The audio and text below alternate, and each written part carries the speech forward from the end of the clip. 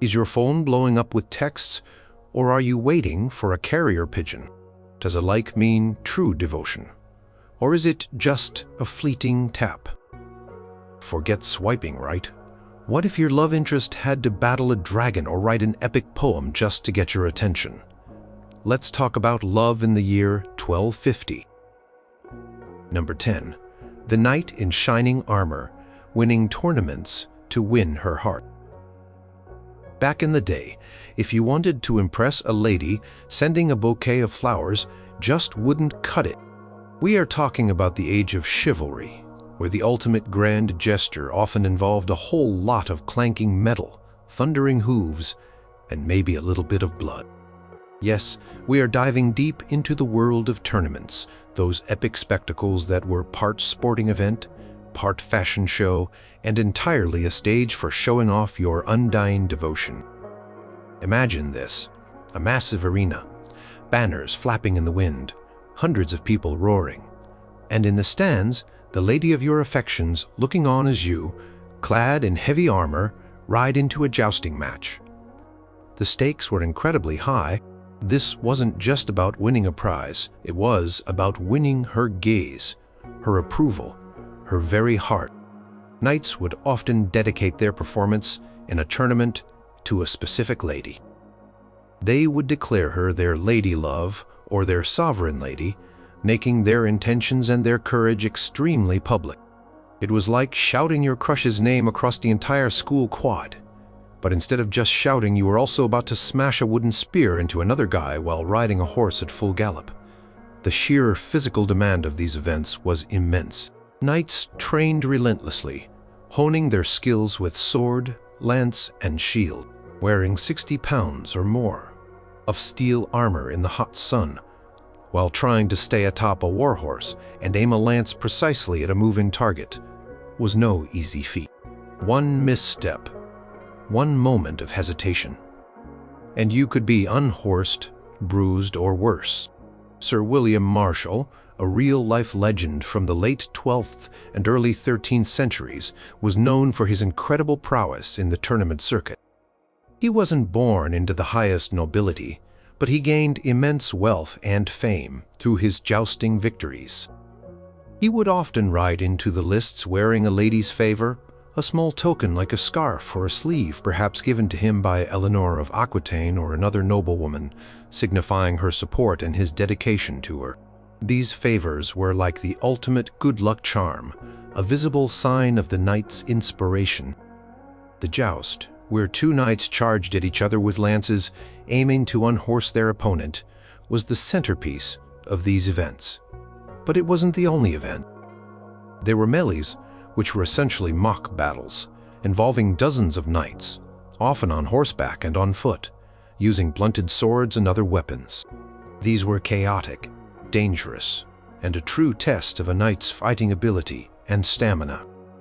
A knight who performed exceptionally well in the melee, demonstrating courage, skill, and strategic thinking, would certainly catch the eye of any lady present. Chronicle of Froissart, a famous medieval historian, recounts countless tales of knights dedicating their deeds to their ladies. For instance, Sir Jean de Saint-Remy, writing about the joust, noted how knights would prepare for the honor of God and of the ladies. The very act of competing, risking life and limb, was seen as a testament to the knight's passion and commitment. It was a way of saying, "Look what I am willing to do, what dangers I am willing to face, all for your admiration." Winning a tournament brought not only fame and fortune, but also immense social prestige. The victorious knight would be celebrated, often presented with prizes, and most importantly, would receive the admiration of the ladies. Sometimes, the victor would even be crowned by the lady of the tournament, usually a high-ranking noblewoman, a symbolic act that further cemented the link between martial prowess and romantic appeal. This wasn't just about a singular victory. It was about building a reputation. A knight who consistently performed well in tournaments was seen as brave, strong, and honorable, all highly desirable qualities in a potential suitor. For a lady, being associated with such a knight, even if just through a dedicated joust, reflected positively on her own standing and desirability. It was a mutually beneficial arrangement of public displays of affection and ability. Take the story of Geoffroy de Charny, a prominent French knight from the 14th century, renowned for his chivalry.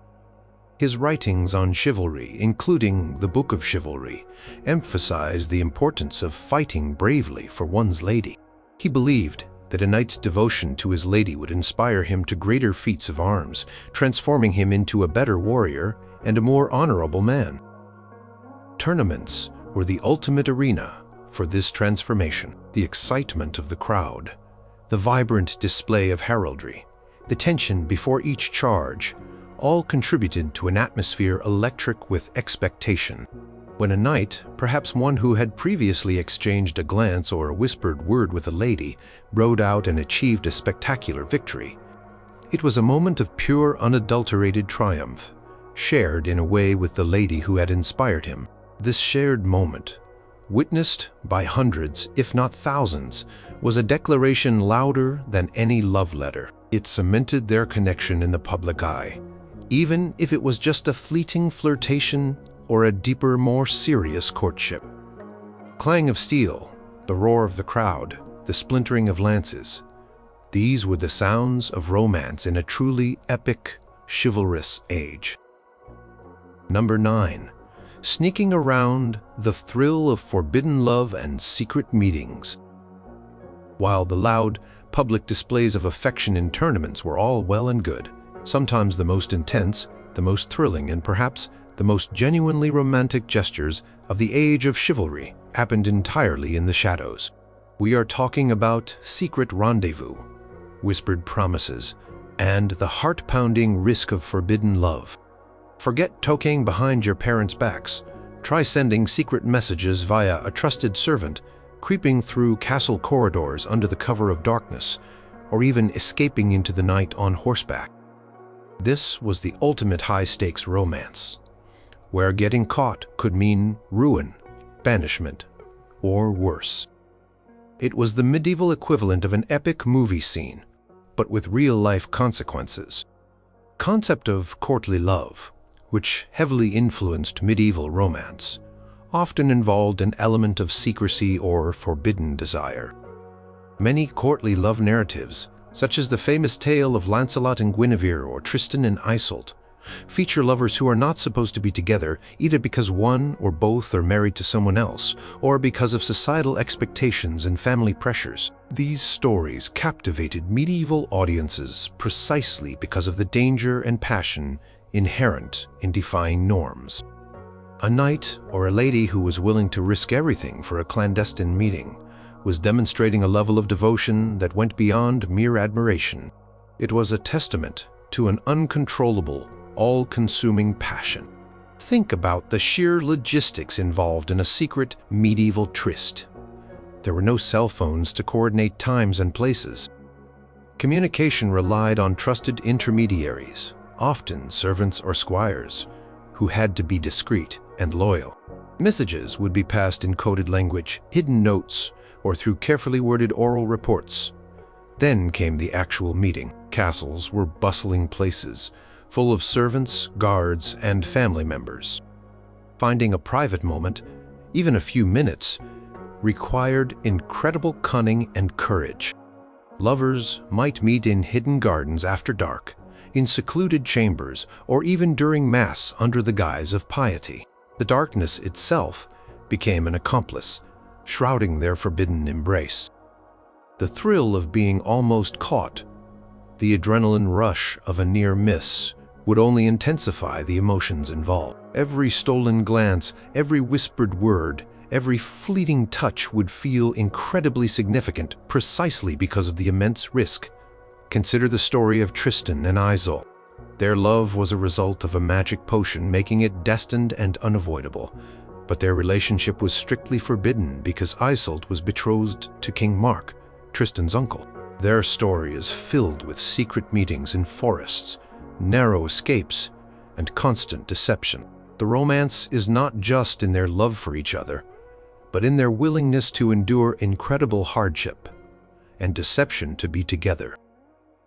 They frequently met in secret groves or isolated hunting lodges, always under the threat of discovery. The fact that they continued their affair, despite the immense danger and the constant vigilance of others, was meant to highlight the overwhelming power of their love. It was a love that defied all societal conventions, all obligations, and even the threat of death. Another famous example, though often debated in terms of its historical accuracy, is the purported affair between Heloise and Peter Abelard in the 12th century. Abelard, a brilliant scholar and cleric, and Heloise, his exceptionally intelligent student, engaged in a passionate and secret relationship that led to a child and a clandestine marriage. When their secret was discovered, the consequences were devastating, involving brutal punishments and forced monastic vows. Yet, their extensive correspondence, written years later, reveals the depth of their love and intellectual connection, maintained even through forced separation. The very act of writing and sending these letters, knowing they could be intercepted, was a continued act of their forbidden romance. These letters became a conduit for their undying affection, a lifeline across the vast chasm of their forced separation. Each letter was a small, dangerous victory against a world that sought to keep them apart. The danger was a huge part of the allure. For a knight, sneaking into a lady's chamber or meeting her in a hidden garden wasn't just about physical proximity. It was about proving his daring and devotion. It showed he valued her company, her affection, above his own reputation, his safety, and perhaps even his life. For a lady, risking her honor and social standing for a secret meeting was an even greater gamble. It demonstrated a profound depth of feeling, a willingness to challenge the rigid societal structures that dictated her life. This was not a casual flirtation. This was an emotional investment of the highest order. The romance of the secret rendezvous lay in the shared risk, the unspoken understanding, and the electric tension of a love that had to be kept hidden from the world. It was a testament to the idea that true love, in its purest, most passionate form, could not be contained by rules or conventions, and that sometimes the most romantic gestures were the ones only two people truly knew about. Every stolen kiss, every hushed conversation under the moonlit sky was a defiant act of love, making it all the more potent and unforgettable. Number 8. Catching the love sickness, when being moody meant you were madly in love. Alright, let's talk about feeling unwell, but not because of a bad meal or a medieval plague. We're talking about amour heroes, or love sickness. Yes, in the Age of Chivalry, one of the most dramatic and sometimes over-the-top romantic gestures was to literally pine away for your beloved, to the point of showing actual physical and mental symptoms of distress. This wasn't about faking a cough to skip school. This was about demonstrating such an intense, all-consuming passion that it actually affected your body and mind. It was like your medieval crush was so powerful, it turned you into a lovesick zombie, but in a very romantic, artistic way. And guess what? This was considered incredibly flattering. The concept of lovesickness was rooted in medieval, medical, and philosophical thought, which believed that strong emotions could indeed have profound physical effects.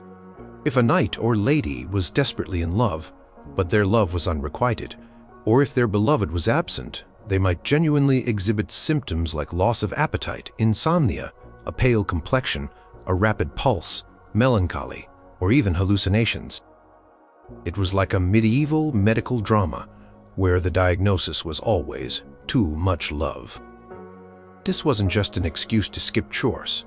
It was a recognized condition, and for the object of affection, it was a clear sign of how deeply they were cherished. No one would go through this level of suffering for just a casual fling. Medieval literature is absolutely overflowing with examples of love sickness. In many courtly romances, The hero or heroine falls into a deep melancholy when separated from their beloved, or when their love is not returned. Chrétien de Troyes, a famous 12th century poet, often depicted his characters, particularly knights, suffering profoundly from the pangs of love. For instance, in his poem Eric and Enid, Eric falls into such a state of inactivity and self-neglect due to his devotion to Enid that his reputation as a knight begins to suffer. His entire being becomes consumed by his love, leading to a visible decline in his usual vigor and knightly duties. This wasn't just sadness, it was a profound physical and emotional deterioration, a kind of noble suffering that was meant to highlight the intensity of his feelings. The idea was that true love, especially the kind idealized in courtly love, was so powerful it could overwhelm a person's entire being. If you were truly, madly, deeply in love, you couldn't just brush it off, it would manifest. Physicians and philosophers like Avicenna, whose medical texts were highly influential in medieval Europe, even described symptoms and treatments for as, while some treatments were practical, like distraction or cold baths, others emphasized the importance of seeing the beloved. If a cure was possible, it often involved the lady acknowledging or returning the affection, even in a small way, thereby alleviating the sufferer's anguish. The knight who was visibly pining, losing weight, or simply sitting in a corner sighing dramatically was sending a clear message: "You are the sole source of my happiness and despair." This romantic gesture was particularly potent because it demonstrated vulnerability. Knights were supposed to be strong, stoic, and unyielding. But to be brought low by love, to publicly display such emotional turmoil, was seen as a sign of incredible devotion. It showed that the knight's hardened exterior could be melted by the fire of love, making him appear more human and relatable. For a lady, witnessing such a profound effect on a powerful knight could be incredibly moving.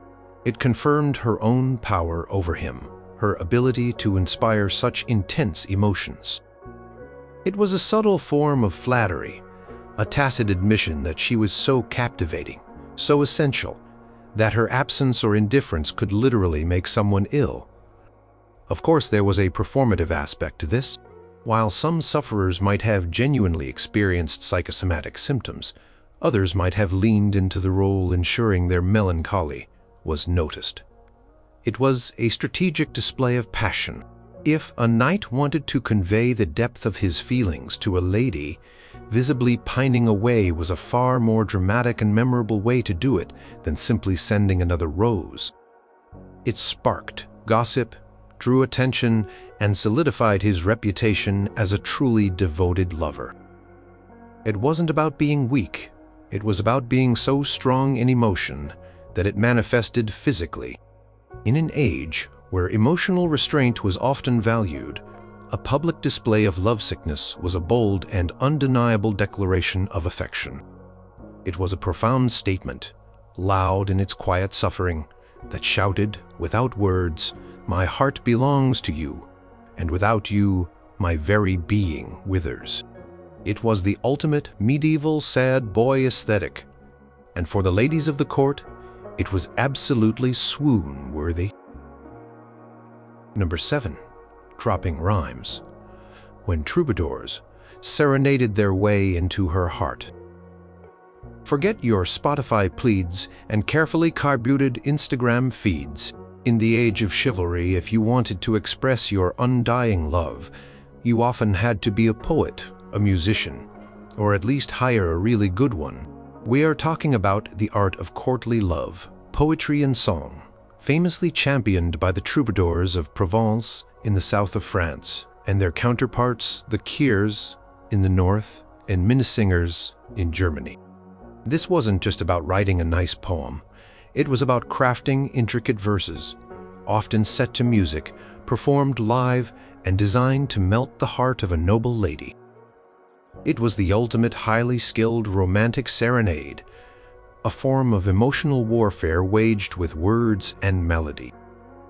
The troubadour movement, which flourished from the late 11th to the 13th century, was a massive cultural phenomenon. These poet-musicians, often knights or even noblemen themselves, would compose elaborate lyrics called cansos, dedicated to a particular lady known as their damna, or lady. Poetry was highly formalized, filled with metaphors of feudal service, where the lover was the knightly vassal and the lady was his feudal lord. The knight served his lady with his poetic skill, his devotion, and his undying loyalty, hoping for a mere glance or a kind word in return, which was considered the ultimate reward. This wasn't about direct conquest. It was about prolonged, passionate, and often unrequited devotion. The themes of troubadour poetry were deeply ingrained in the ideals of courtly love. The lover would praise the lady's beauty, her wisdom, her noble qualities, and her moral excellence. He would express his intense suffering due to her disdain or absence, his unwavering loyalty, and his willingness to endure any hardship for her. The language was often intricate, using complex rhyme, schemes, and meter, demonstrating the poet's intellectual prowess as well as his emotional depth. It was like writing a master's thesis on why your crush is amazing, but making it rhyme and setting it to a catchy tune. Guillaume IX, Duke of Aquitaine, one of the earliest known troubadours, was a powerful nobleman who also wrote bawdy and elegant poems, showing that even the highest echelons of society engaged in this art.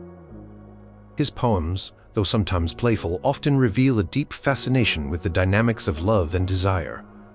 The performance aspect was crucial. These songs were not just written.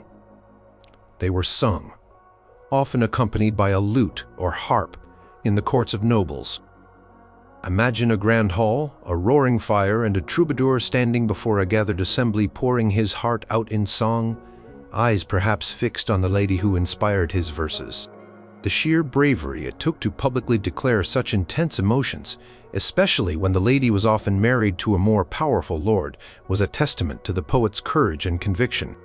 It was a performance that spoke volumes about the depth of his feelings, a grand declaration that resonated through the hall. For the lady, being the subject of such a beautiful and heartfelt song was an incredible honor. It elevated her status, confirmed her beauty and virtue in the eyes of the court, and demonstrated the power she held over the poet. She might not have been able to openly reciprocate the affection due to social norms or marital status, but the song itself was a form of tribute, a public acknowledgement of her captivating influence.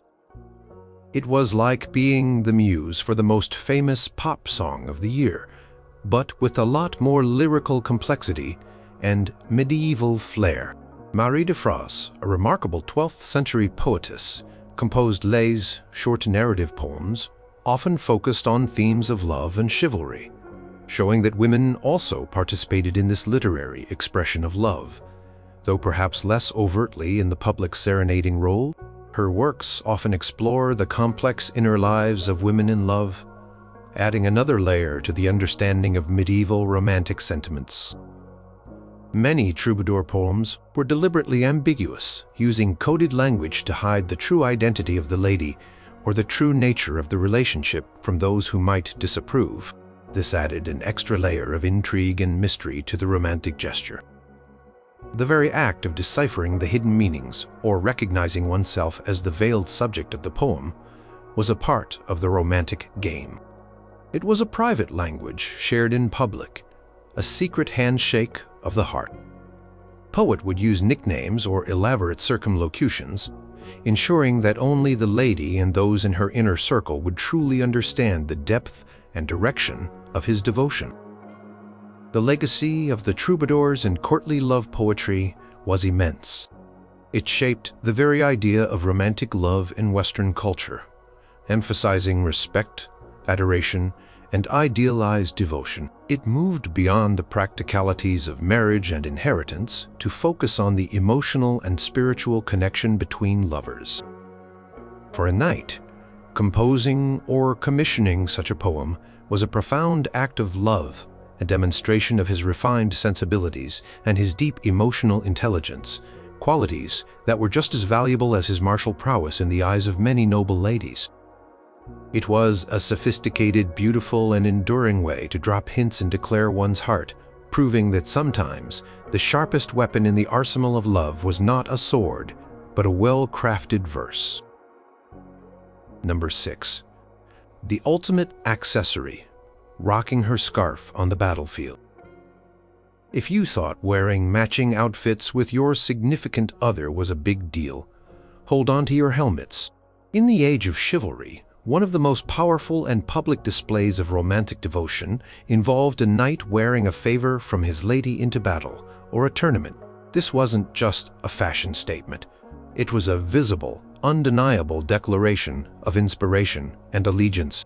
Imagine heading into a dangerous situation, knowing that a piece of fabric, a ribbon, a glove, or a scarf, given to you by your beloved, was pinned to your helmet or worn close to your heart. It was the ultimate good luck charm, a constant reminder of who you were fighting for, and a very clear message to everyone else about the depth of your affections. These favors were typically small personal items from the lady: a silk scarf, an embroidered sleeve, a glove, a ribbon, or even a piece of jewelry. The act of a lady bestowing such a favor upon a knight was a significant gesture in itself. It symbolized her acknowledgement of his devotion, a kind of unspoken blessing or encouragement. It was like she was saying, "Go forth, my champion, and fight bravely, for my honor and for our love." The knight in turn would wear it prominently, often attached to his helmet, his lance, or woven into his armor. This made it highly visible to everyone on the field, from his fellow knights to his opponents, and most importantly to the lady herself, who might be watching from the stands. The significance of wearing a favor ran deep. Firstly, it publicly declared the knight's inspiration. He wasn't just fighting for his lord, for God, or for glory. He was fighting, perhaps primarily, for his lady. This added a personal, emotional layer to his martial endeavors. The idea was that the favor would imbue him with courage and strength, acting as a powerful motivator. Knowing that his lady's eyes might be upon him, or that her token was literally protecting his head, would spur him to greater feats of bravery and skill. It was a tangible connection to her, a physical manifestation of her presence and support, even in the midst of chaos and danger. Chronicler Jean Froissart, in his extensive accounts of the 100 Years' War, frequently describes knights wearing their ladies' favors into battle or jousts. He notes how such tokens inspired great courage and chivalric deeds. For example, Sir John Chandos, one of the most celebrated knights of the 14th century, was known for his adherence to chivalric ideals, and stories of his battlefield prowess are often intertwined with his romantic inspirations, even if not explicitly detailed as wearing a favor. Concept was so ingrained that even when specific instances aren't detailed, the general understanding was that a knight's valor was often fueled by the love of a lady. The literary tradition of King Arthur's court, especially the tales of Lancelot and Guinevere or other knights and their beloveds, reinforces this notion, with ladies frequently giving tokens to their champions before a significant contest. Wearing a favor was also a form of bragging, but in a very chivalrous way. It signaled to other knights that this particular individual was admired by a lady, potentially a noble and highly regarded one. It enhanced his social standing and reputation, suggesting he possessed qualities that attracted such esteemed attention. If a knight performed exceptionally well while wearing a favor, it reflected positively on both him and the lady who bestowed it. Her choice was vindicated. His valor confirmed her good judgment. It was a public validation of their mutual regard, even if the relationship itself was strictly platonic or formalized within the bounds of courtly love. The danger involved also added to the weight of the gesture. The favor could be damaged, lost, or even taken by an opponent in battle, which would be a symbolic blow to the knight's honor and the lady's prestige. Therefore, protecting the favor and indeed the knight's own life while wearing it, became intertwined with protecting the lady's honor. It linked her reputation directly to his performance on the field. This created an incredibly strong psychological bond and an additional layer of motivation for the knight to excel. It wasn't just about winning. It was about honoring the trust and affection symbolized by that small piece of cloth. So, when you think about medieval romance, don't just picture roses and serenades. Picture the raw, visceral courage of a knight charging into battle, the roar of the crowd in a joust, and a small, delicate ribbon flapping from his helmet. That ribbon, a simple token, carried the weight of 1,000 unspoken words, a powerful declaration of love that transcended the battlefield and spoke volumes about the unbreakable bond between a warrior and his inspiration. It was the ultimate medieval power accessory, worn not for style alone, but as a vibrant testament to an enduring and deeply personal devotion. Number 5. The epic journey, going on a dangerous quest for her smile. All right, let's talk about dedication. We're not talking about driving across town for a coffee date. We're talking about embarking on a perilous journey, facing dragons, dark forests, treacherous foes, and unknown lands, all for the sake of one person. In the Age of Chivalry, one of the most epic and genuinely dangerous romantic gestures was to undertake a quest, a literal journey fraught with peril, inspired by or undertaken directly for the favor of a lady. This wasn't a road trip. This was an adventure novel come to life, and the reward wasn't treasure, but her smile, her acknowledgement, her love. The concept of the quest is central to medieval romance. Knights, especially in Arthurian legends, were constantly riding off into the unknown to prove their valor, uphold justice, or rescue distressed damsels. But often, the ultimate motivation, or at least a significant one, was the love of a lady. A knight might vow to undertake a specific task, such as finding a magical baitig, defeating a formidable enemy, or liberating a captive, all for the honor of his beloved. This was a public declaration of his willingness to endure unimaginable hardships, to risk life and limb, to prove his worthiness for her affection. It was a way of saying, "My devotion to you is so immense, I will cross oceans, climb mountains, and face down monsters if only it brings me closer to your heart." Consider the sheer scale of such a gesture. A medieval journey was no joke. Roads were often unpaved, infested with bandits, and challenging to navigate. Supplies were limited, and communication was slow. A knight on a quest would leave behind the safety of his castle, venturing into wild, unmapped territories.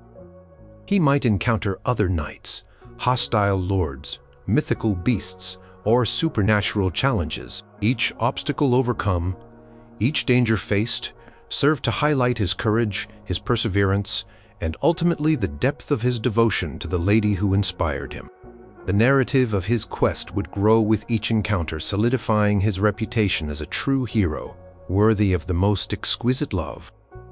One of the most famous examples of a knight embarking on a quest for love comes from the legends of Tristan and Iseult. While their love was forbidden, Tristan undertakes numerous perilous journeys and battles on behalf of Iseult or King Mark, often with Iseult as his ultimate inspiration. He crosses seas, faces off against powerful opponents, and endures immense suffering, all stemming from the consuming passion he holds for Iseult. His quests are not just about duty. They are deeply personal endeavors, driven by his overwhelming desire. Another classic instance, though a more complex one, is Lancelot's journey in Chrétien de Troyes. Lancelot, the Knight of the Cart. Lancelot endures humiliation, torture, and countless dangers to rescue Queen Guinevere. His willingness to ride in a cart, a symbol of shame, highlights the absolute submission of his will to his love for the queen. Every hardship he faces, every wound he sustains, is a testament to his single-minded devotion to her. The lady, in turn, would often be the one to set the quest, or at least be the implicit goal. Her gentle plea, a hint of danger, or simply her overwhelming beauty could send a knight off on a journey of epic proportions. The successful completion of the quest would bring immense honor not only to the knight, but also to the lady who inspired him. It would prove her power, her ability to inspire such greatness, and solidify her reputation as a woman worthy of such extraordinary devotion. It was a symbiotic relationship. Her inspiration fueled his courage, and his triumphs reflected her own worth. Moreover, the quest often involved an element of self-improvement for the knight. Through the trials and tribulations of his journey, he would become a more seasoned warrior, a wiser man, and a more honorable knight. He would face his fears, overcome his weaknesses, and emerge transformed. This personal growth, undertaken for the sake of his beloved, made the gesture even more profound. It wasn't just about achieving an external goal. It was about internal transformation driven by love. When he returned, perhaps bearing a trophy or a tale of incredible bravery, his increased stature and unwavering devotion would be undeniable. The physical scars of the quest would be worn as badges of honor, each one a silent testament to the depth of his commitment. So, if you thought a long-distance relationship was tough, imagine one where your significant other was fighting griffins and evil sorcerers just to prove their affection. Quest in the Age of Chivalry was the ultimate romantic gesture, a sprawling narrative of courage, endurance, and single-minded devotion. It was a declaration that love was worth fighting for, worth bleeding for, and worth traveling to the ends of the known world to prove.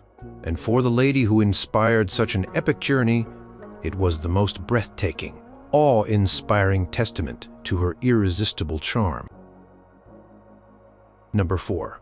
Flexing your fortune, the over-the-top gifts that made hearts flutter. All right, forget those generic gift cards, or a last-minute box of chocolates. In the Age of Chivalry, if you really wanted to make a grand romantic gesture, you had to go big, bold, and often incredibly expensive. We are talking about gifts so elaborate, so rare, and so luxurious that they would leave anyone speechless. This wasn't about simply buying something nice. It was about demonstrating immense wealth, power, and a willingness to spare no expense for the object of your affection. These were the medieval equivalent of buying a private island or launching a satellite for your sweetheart, but with more jewels and exotic animals. The giving of magnificent gifts was a long-standing tradition among medieval nobility, serving multiple purposes beyond simple affection. It was a display of status, a reinforcement of alliances, and a way to gain favor. But when directed specifically at a lady as a romantic gesture, these gifts took on a heightened significance. They weren't just transactional, they were declarations. Truly extravagant gift signaled that the giver considered the lady worthy of the very best, that her favor was worth an immense investment, and that his resources were limitless when it came to her happiness. What kind of gifts are we talking about? Imagine glittering jewels brought from distant lands, expertly crafted by master goldsmiths. Not just a simple ring, but perhaps an entire necklace or a diadem adorned with precious stones. We're talking about rare spices from the East, luxurious silks and brocades from Venice or Byzantium, fine furs from distant northern forests, or even exotic animals.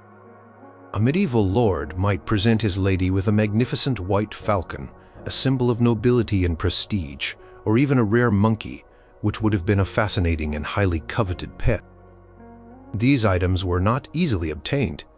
They often involved extensive trade networks, dangerous journeys, and vast sums of money, making their presentation all the more impressive.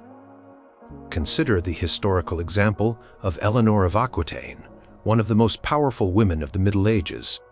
She was known for her love of culture and refinement, and her courts were centers of troubadour poetry and courtly love.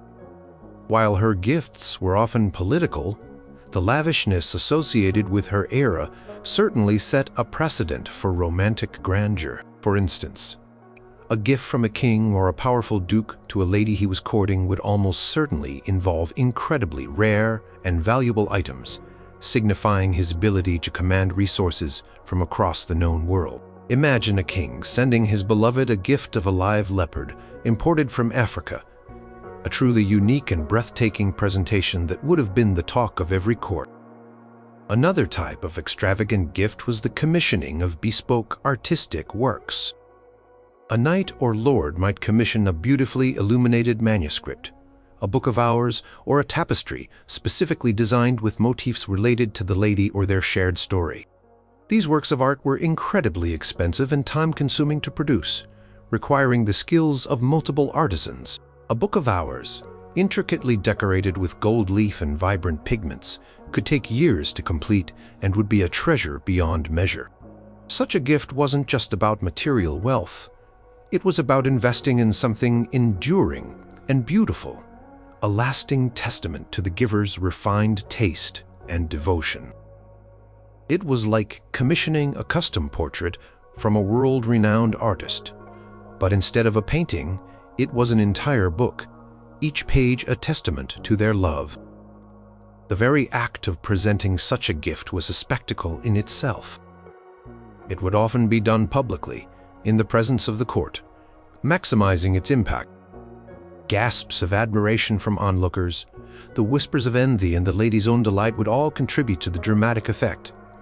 This gesture was not subtle. It was a loud, clear message. You are worth every penny, every effort, every perilous journey needed to acquire this treasure. It demonstrated not just wealth, but also a deep understanding of what was considered truly precious and desirable in that era. It was a power move disguised as romance, effectively showing off both his affection and his formidable status. Beyond the material value, these gifts also spoke volumes about the giver's intent. They weren't fleeting tokens. They were enduring objects that would remain with the lady, serving as a constant reminder of the giver's generosity and affection. A lady proudly displaying her new jewel or admiring a rare animal would implicitly credit the knight or lord who had bestowed it upon her.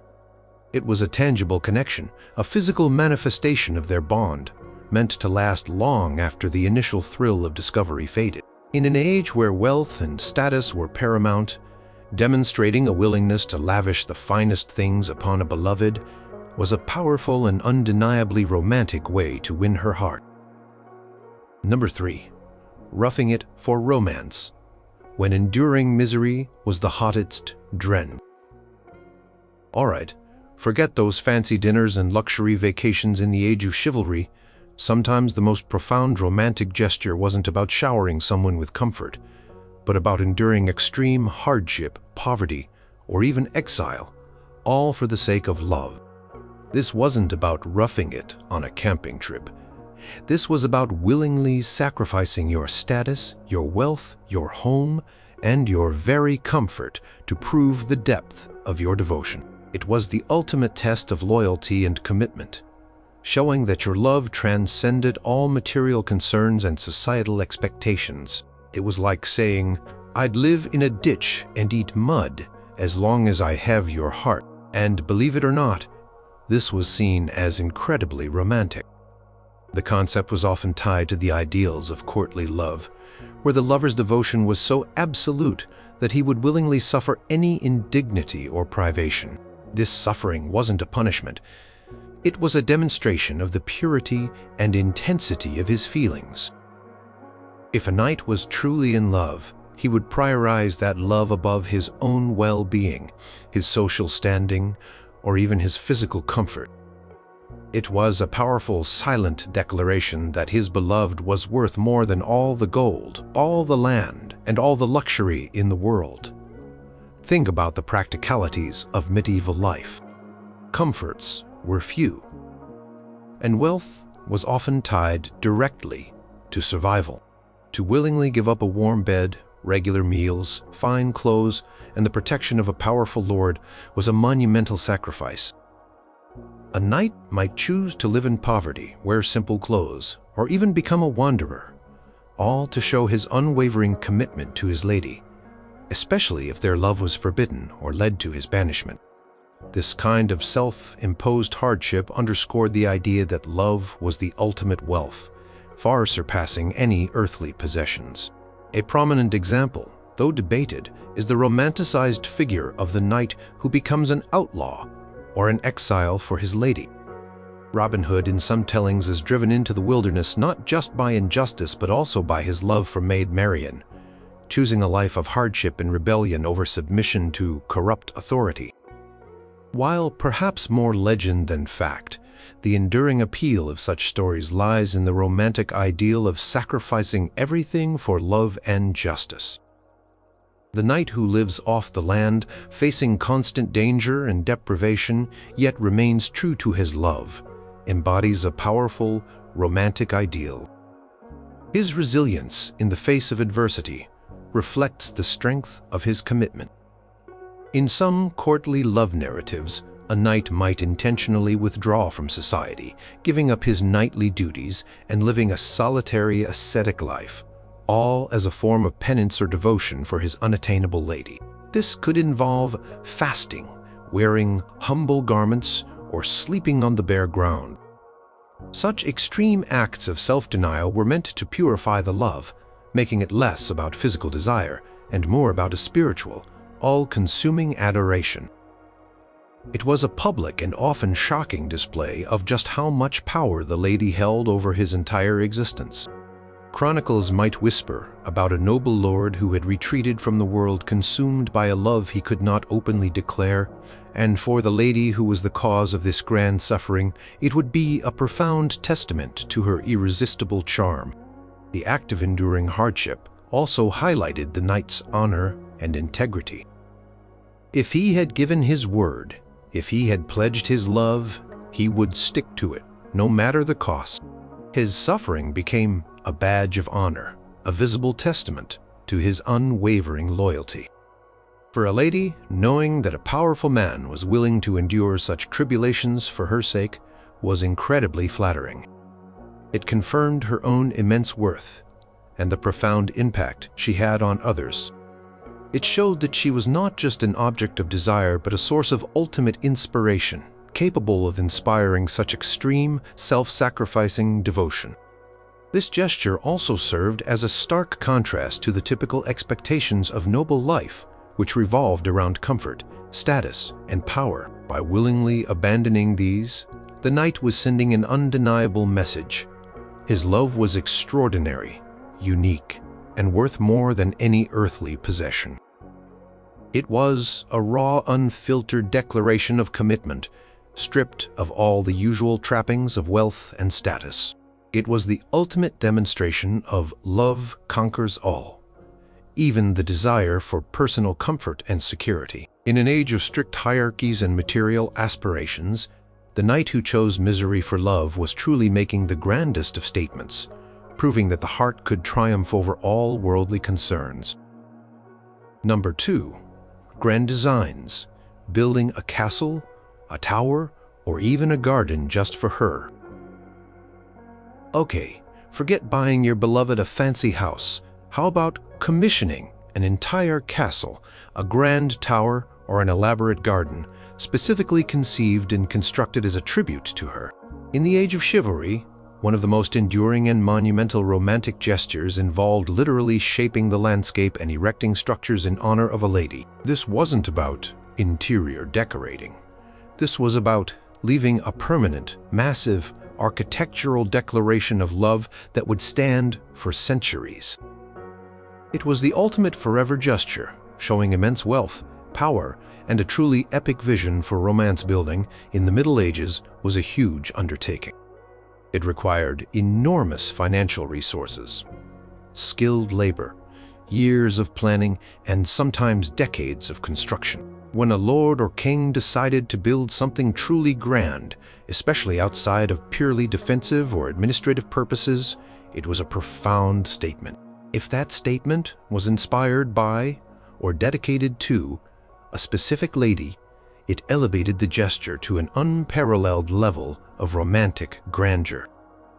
It was like saying, "My love for you is so vast, it needs its own stone monument, visible for miles around." Imagine a powerful lord commissioning a new tower for his castle, not just for defense, but with specific architectural features and perhaps a special chamber, all designed with his beloved in mind. Or perhaps he would build a lavish garden, a paradise on earth, filled with rare plants, intricate fountains, and secluded alcoves, a place where he and his lady could stroll and share intimate moments away from the prying eyes of the court. These gardens were often seen as symbols of earthly delight and were closely associated with courtly love. The Roman de la Rose, a highly influential medieval French allegorical poem, features a walled garden as the central setting for romantic encounters, symbolizing the beauty and allure of love.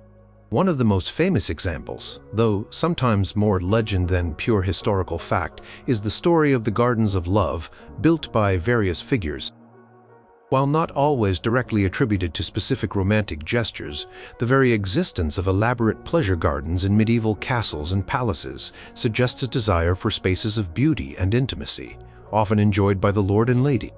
Think of the intricate designs of Islamic gardens brought to places like Spain, which heavily influenced European garden design, creating enclosed, fragrant, and sometimes even labyrinthine spaces, perfect for secret assignations or romantic contemplation.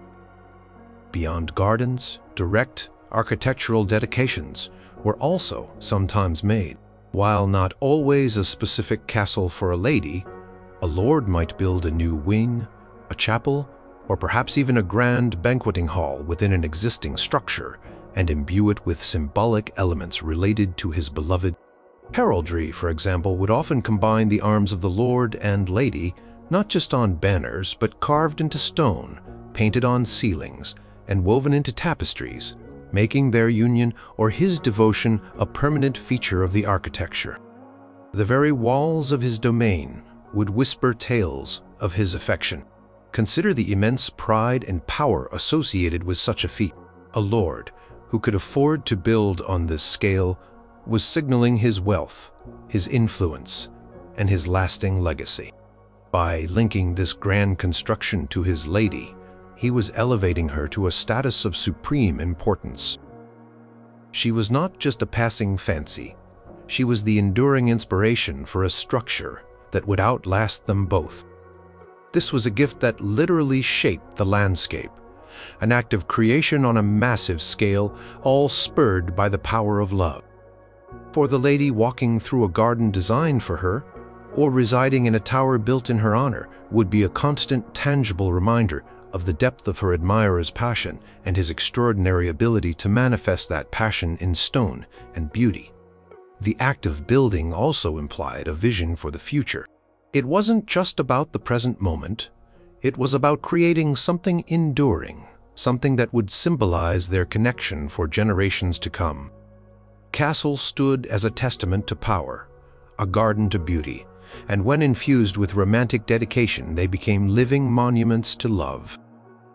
This was a gesture that literally made love concrete, a permanent footprint on the earth, declaring to all who saw it that this particular love was strong enough to move mountains, or at least to build them.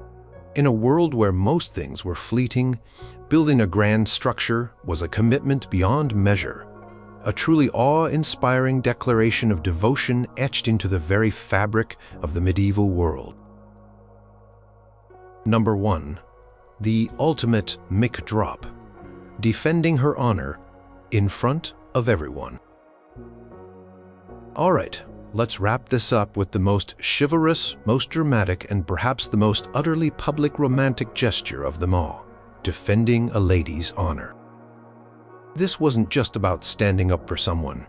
This was about publicly challenging accusations, insults, or even physical threats against a lady, often risking your own reputation, your safety, and sometimes even your life, all to preserve her good name and status.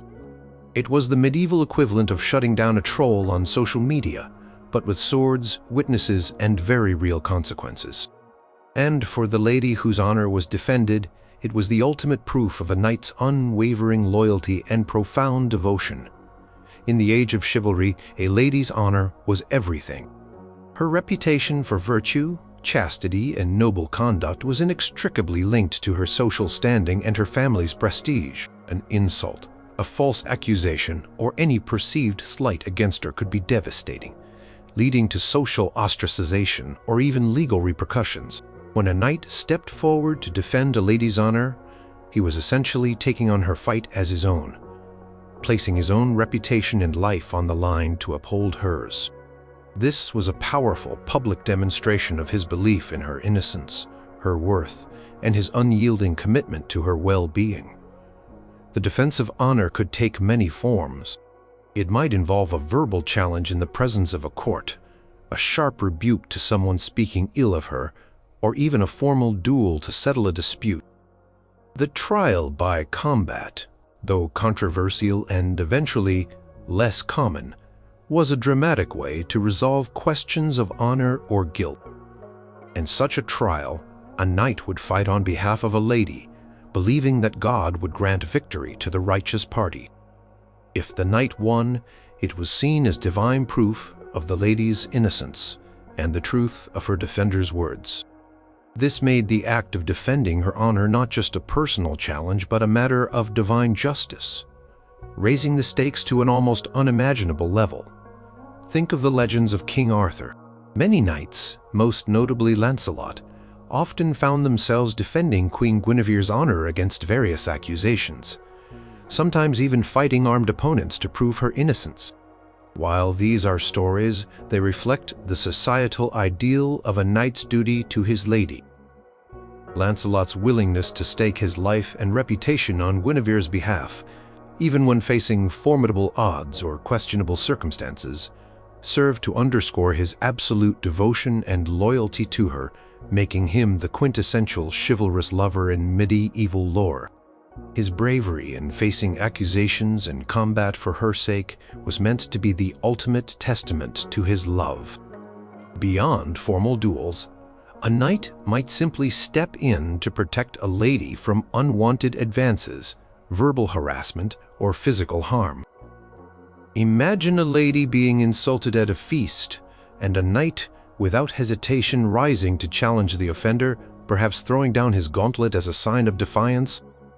Such an act would immediately draw all eyes, and the knight's courage would be undeniable, demonstrated not only his physical bravery, but also his moral fortitude and his unwavering respect for the lady. It was a clear message that she was under his protection, and anyone who dared to disrespect her would have to answer to him. For the lady, being publicly defended in such a manner was incredibly empowering and flattering. It showed that she was not alone, that there was someone willing to stand up for her, even against powerful adversaries or societal pressure. It reinforced her value in the eyes of the court, and redeemed her reputation if it had been sullied. It was a very real, very direct act of love and loyalty that went beyond mere words.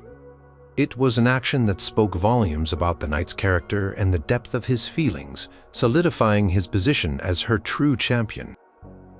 The act of defending a lady's honor also had a profound impact on the knight's own reputation. A knight who consistently upheld the honor of women, especially his lady, was seen as a paragon of chivalry.